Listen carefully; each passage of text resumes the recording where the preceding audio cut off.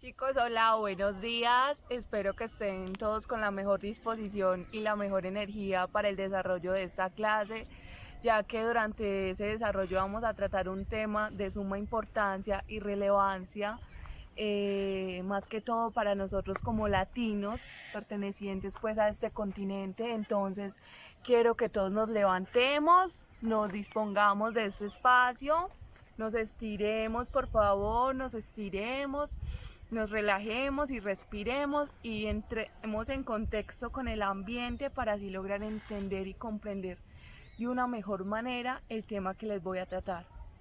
Entonces, primero que todo, les quisiera como compartir un tema de música clásica. Le pondré al viejo Beethoven con sus Silence para que nos dispongamos más de este espacio. Entonces, aquí ya. Entonces, bueno, el tema que vamos a tratar hoy se llama el boom de la literatura latinoamericana. Listo. ¿Por qué digo que es de tanta importancia y de tanta relevancia este tema? Chicos, porque durante este tema se cuenta mucha parte de nuestra historia, de nuestras raíces. Hubieron dos aspectos que marcó mucho en esta nueva era de escritores literarios, que fueron el realismo mágico, donde se cortó ese hilo o esa línea delgada entre lo que era lo real y lo mágico.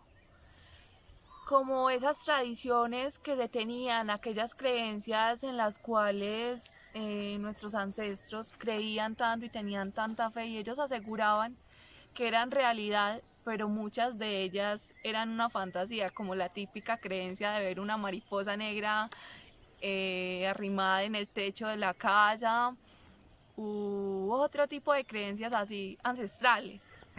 Entonces, eso fue algo que llevó mucho al realismo mágico, a que estos nuevos escritores latinoamericanos recogieran todo ese tipo de ideas y las utilizaran para sacarlas a la luz en este nuevo movimiento literario que estuvo empapado de muchas cosas, como por ejemplo la revolución. Durante esa época se dio la revolución cubana. Latinoamérica estaba pasando por un momento muy difícil, podemos decirlo así. Eh, Todos los países de Latinoamérica, en su gran mayoría, eran países que vivían una gran dictadura y un gran dominio de su gobierno. Entonces no eran países libres como tal. Y por muchas de esas razones, esos escritores, esos que estaban ahí escondidos, estos nuevos precursores que se formaron en toda esta revolución que se gestó en Latinoamérica, cuando empezaron a salir a la luz, gracias a muchas editoriales, tuvieron que irse para Europa, exiliados, por decirlo así, buscando refugio, porque estaban en riesgo sus vidas. Entonces, por ejemplo, muchos se acogieron en París, Alemania y diversos lugares europeos. Y ellos fueron tomando muchas de esas herramientas literarias que tenía nuestra Europa antigua para el desarrollo también y el fortalecimiento de la literatura de su continente latinoamericano. Entonces, como para utilizar también la poética con la tradición ancestral que se tenía en su país y en su tierra. De esos escritores, muchos lograron sacar durante este tiempo libros y escritos famosos y reconocidos. Y hablaban de esta América Latina, influenciados por estéticas literarias que encontraban en este continente europeo. Entonces, aquí es donde empieza a surgir el segundo tema de hoy, que es la ficción histórica de América Latina. Entonces, si bien Aquí ellos relataban muchas de las historias de sus costumbres, sus creencias, su tradición, mucha parte de lo que era y de lo que se vivían en estas tierras americanas. Y es increíble, maravilloso cómo el hecho de que todas esas historias pasaron de estar aquí, en Colombia, Perú, Venezuela, en toda Sudamérica, para llegar a Europa, a una infinidad de países, a ser reconocidas y conocidas a nivel mundial, obteniendo un gran valor y una gran importancia. Obviamente, cabe destacar que esto fue un beneficio tanto como para las editoriales, como para todos nuestros países y todos nuestros escritores de acá de Latinoamérica. ¿Por qué? Las editoriales empezaron a vender más, a sacar más copias de sus producciones. Europa empezó a ver aquellas historias que sacaba América Latina y obviamente como tenía parte de su tradición literaria les interesaba, se sentían motivados. Entonces le hojeaban y compraban libros y libros. Entonces las editoriales obviamente se enriquecieron de esa forma también. Y los escritores latinoamericanos, nuestros precursores, que eran tan desconocidos, pasaron en un momento de la vida a decir que también tenemos historia que contar, que está marcada por muchas cosas. Y cabe destacar que este movimiento surgido durante la época de los años 60 y los 80 no fue un movimiento homogéneo. O sea, no se dio una sola forma de escribir, porque mediante este movimiento existieron muchos autores y obviamente cada autor tiene su diferente forma de escribir. Es como decir ustedes chicos y yo, ustedes no van a escribir igual a mí, yo nunca, por más que lo intente, escribiré igual a ustedes. Todos tenemos nuestras diferentes maneras de escribir, de expresarnos, basados en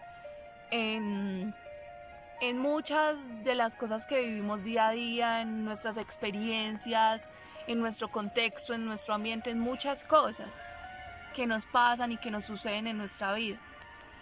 Por eso quiero que al finalizar la clase, pues al finalizar ya todo este video, cada uno de ustedes escriba una frase en una hojita, cualquiera, con base a todo y con base a lo que es su vida.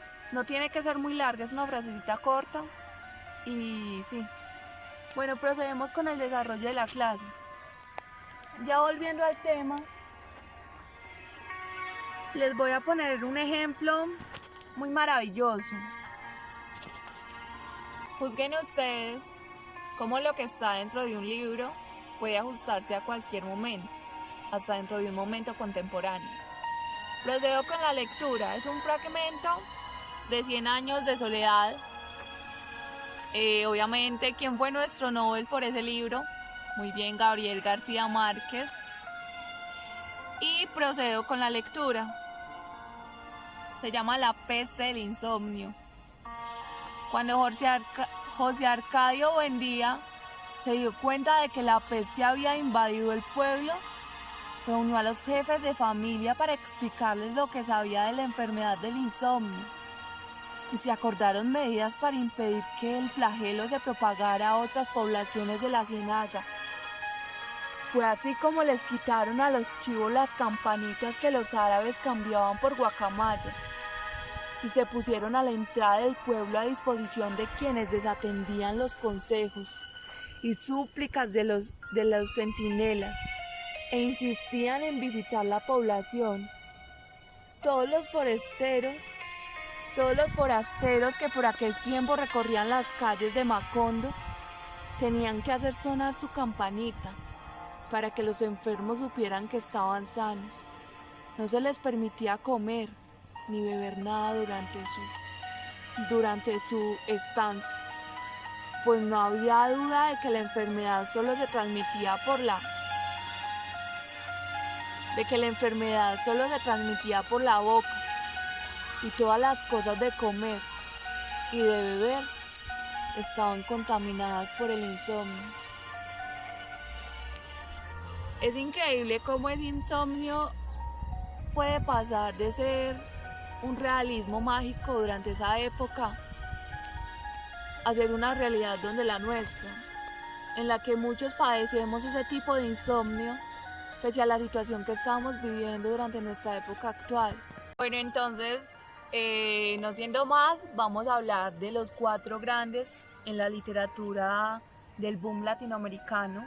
Cabe destacar que hubieron muchísimos más, pero que como bien sabemos el tiempo no nos da para extendernos, entonces quise elegir a estos porque pienso yo en medio de mi ignorancia, suponiéndolo así, que son como los más reconocidos y creo que ustedes también se les puede hacer más familiar oírlos a ellos que oír a Isabel Allende o a otros escritores que estuvieron también durante esta época.